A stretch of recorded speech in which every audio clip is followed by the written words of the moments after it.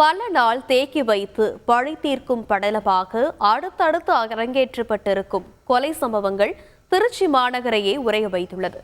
இதன் முழு பின்னணியையும் விவரிக்கிறது இந்த தொகுப்பு.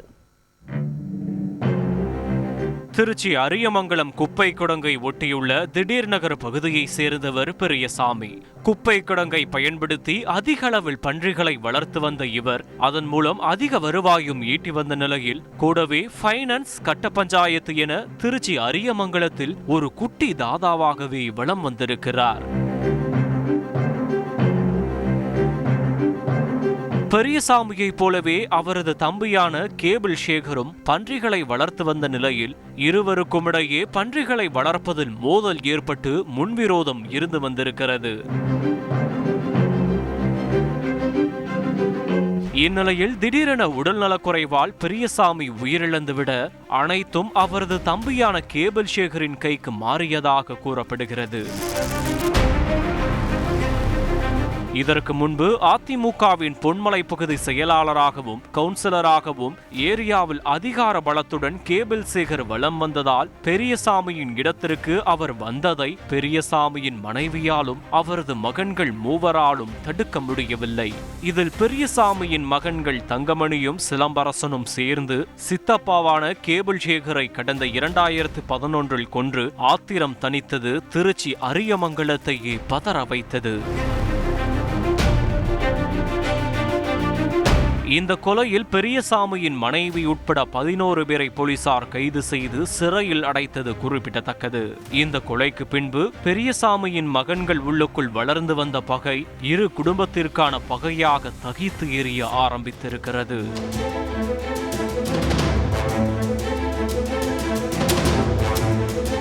இதில் சுமார் 10 வருடங்கள் கழித்து பழிக்கு பழியாக பெரியசாமியின் மகனும் பிரபல ரவுடியுமான சிலம்பரசனை கேபிள் சேகரின் மகன் முத்துக்குமார் கடந்த 2021 வெட்டி கொன்று பழி தீர்த்தது அரியமங்கலம் பகுதியை மேலும் அதிர்ச்சியில் உறைய வைத்தது.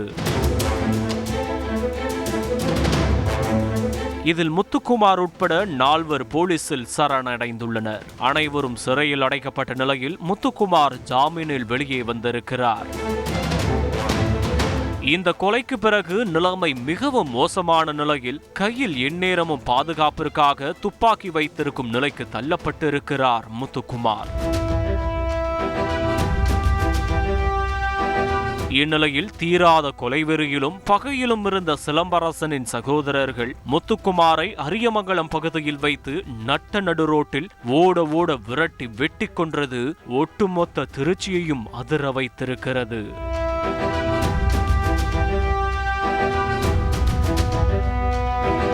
அங்காளி பங்காளிக்கு இடையேயான இந்த பழி தீர்க்கும் சண்டையில் அடுத்தடுத்து நிகழ்ந்த 3 கொடூர கொலைகளால் திருச்சி மாநகரமே பரபரப்பிற்கு உள்ளாகி இருக்கிறது.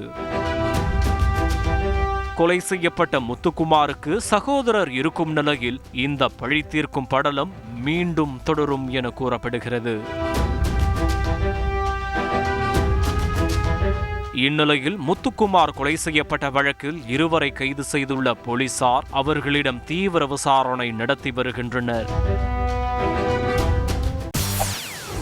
செய்திகளை உடனுக்குடன் தெரிந்து கொள்ள உடனே சப்ஸ்கிரைப் பண்ணுங்க.